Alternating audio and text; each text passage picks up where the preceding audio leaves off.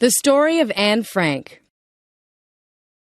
War, persecution, and economic depression affect not only adults but also old people, children, babies, the sick, and the handicapped. Since history is written mostly about politicians, soldiers, intellectuals, and criminals, we don't read very often about how events affect ordinary people. Now and then, a special book will shed light on what it was like to live in the midst of terrible events. Such a book is The Diary of Anne Frank. Anne Frank was born in Frankfurt am Main, Germany, in 1929. Her father, Otto Frank, was a businessman who moved the family to the Netherlands in 1934. In Amsterdam, Otto started a company selling pectin to make jams and jellies.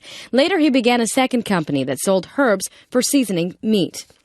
Otto Frank had decided to leave Germany because of the policies and personality of the new German Chancellor Adolf Hitler. Hitler had a personal hatred, not only for Jewish people, but also for everything Jewish.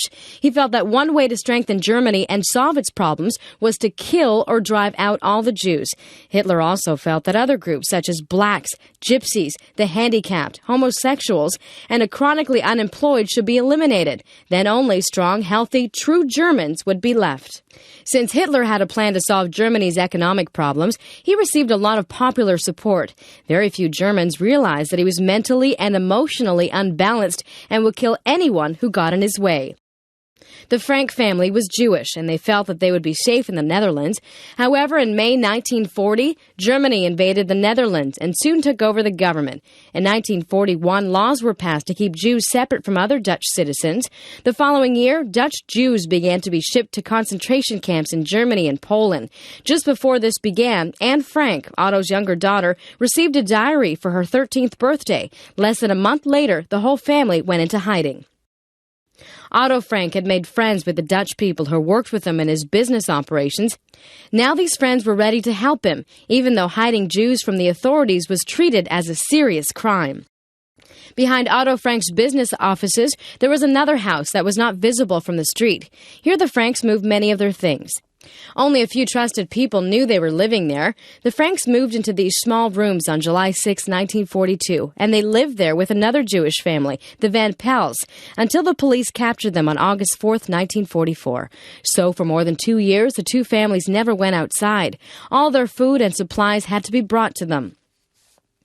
During this period, Anne Frank told her diary all of her thoughts and fears. Like any teenage girl, she hoped that good things would happen to her, that she would become a writer or a movie star. She complained that her parents treated her like a child. She insisted that she was grown up. She also talked about how difficult it was to live in a small area with 7 other people and not to be able to go outside. She wrote about the war and hoped the Netherlands would soon be liberated from the Germans.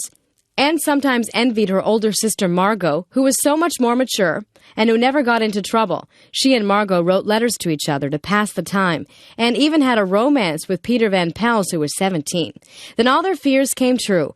All the 8 Jews hiding in the house were arrested and eventually sent to Auschwitz death camp in Poland.